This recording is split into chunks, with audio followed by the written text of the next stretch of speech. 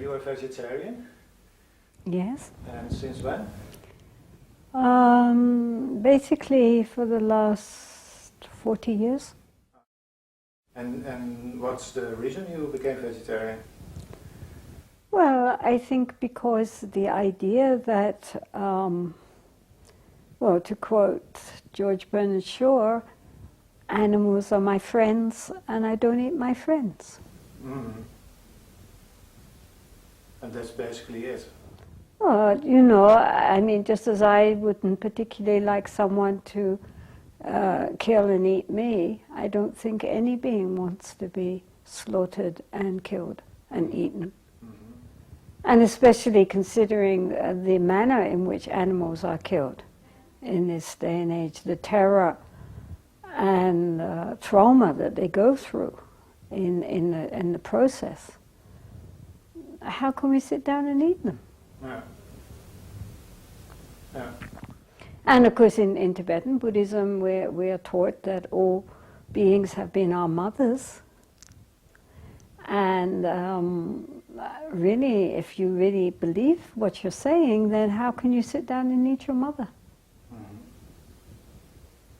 Mm-hmm. And do you think it's controversial within Tibetan Buddhism, eating meat? Oh, it's extraordinarily hypocritical, that's for sure.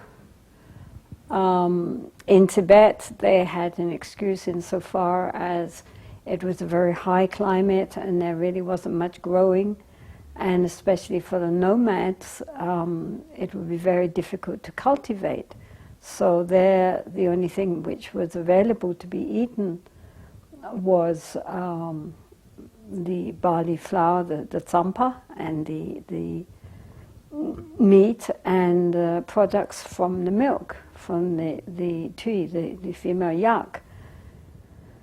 But, I mean, Tibetans have been living now in exile in India and Nepal for 50 years, and both those countries are primarily vegetarian. They have plenty of vegetables, they have plenty of protein in their lentils and their dals and their milk products, and there's simply no excuse anymore. No. Mm-hmm. And in fact, the lamas themselves and the ordinary people know that by eating so much red meat, they are getting diabetes, high blood pressure, heart problems, stomach cancer, and a lot of arthritis. Yeah. So they know now. They say, oh, this is because I eat the wrong kind of diet, but I can't give it up. It also seems that for health reasons only Tibetan Buddhist lamas need to eat meat. And sometimes they eat meat and they say, yes, it's because my doctor advised it, or it's for my health. But it's not in other traditions, is it? Without being personal to one lama or another, but... Well, the thing is that if the Tibetans have it very strongly in their mind that if they go without meat for one meal, that they feel weak, and next meal have to make it up by double the quantity. Mm-hmm. So it's culture. It's culture, but it's naughty also, because they say, oh, well, you know, we were brought up eating meat. Now, first of all, this doesn't necessarily have to be true, because most of the Tibetans in India and Nepal were brought up in India, not in Tibet. But also, we as Westerners were also brought up eating meat. I mean, you know, in an English breakfast, you get bacon and sausages for breakfast. The main meal is centered around the meat, and also in the evening again it's all meat. If you take away the meat, all you've got is potatoes and squishy vegetables. I mean, there's nothing. You know, the whole point of the meal is the meat. So it's not that we were brought up as vegetarians either, but as soon as we realize that what we are eating is actually was a living being who wanted its life and didn't want to be killed, and was probably reared in the most ghastly of conditions before dying a very painful and traumatic death, how can one subscribe to that? and in that way approve of that torture for millions of animals by eating them.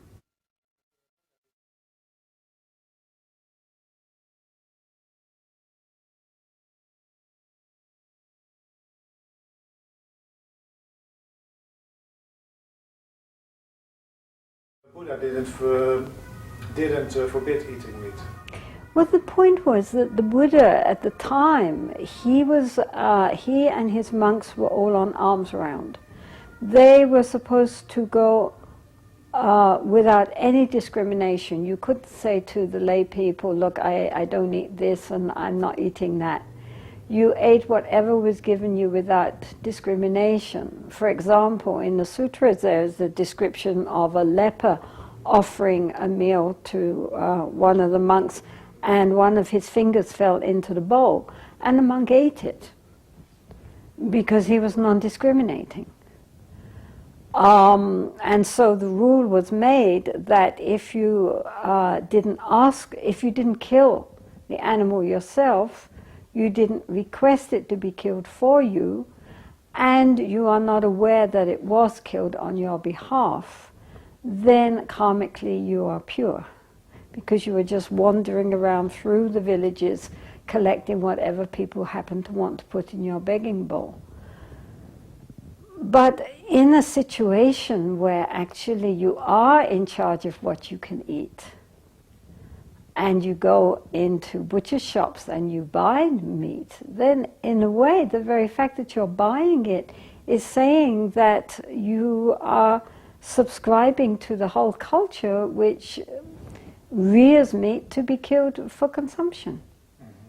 I mean, they only raise and kill these animals because people buy the meat. If we didn't buy it, that particular industry would die out.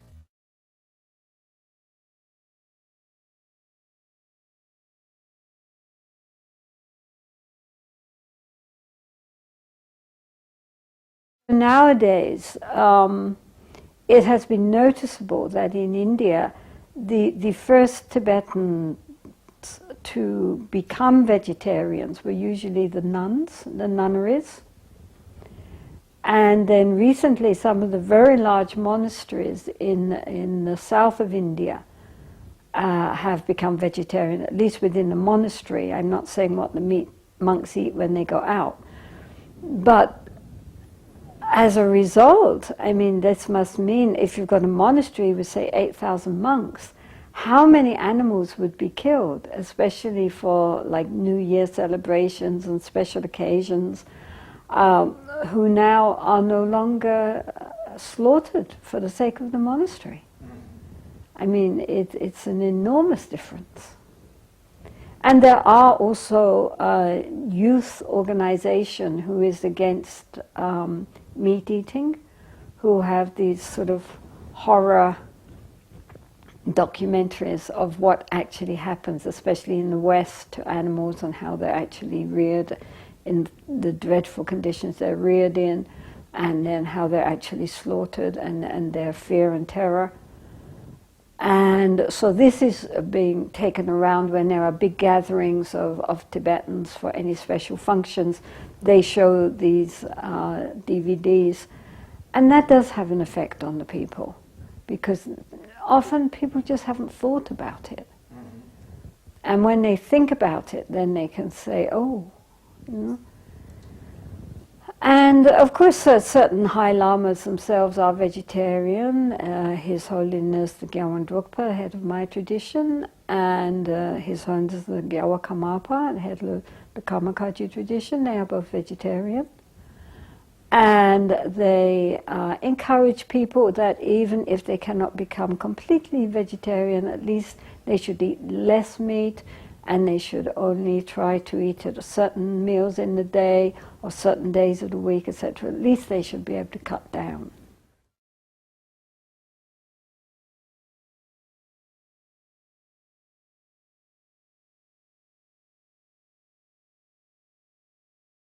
Some of the most carnivorous lamas I ever knew nonetheless radiated an aura of tremendous purity.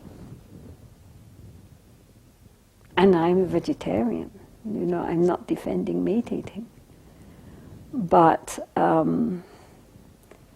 while I think it would be wonderful for all the beings on earth if people would stop eating them, I don't think it has anything to do with getting enlightened. Because? Because many of the greatest enlightened beings ate meat.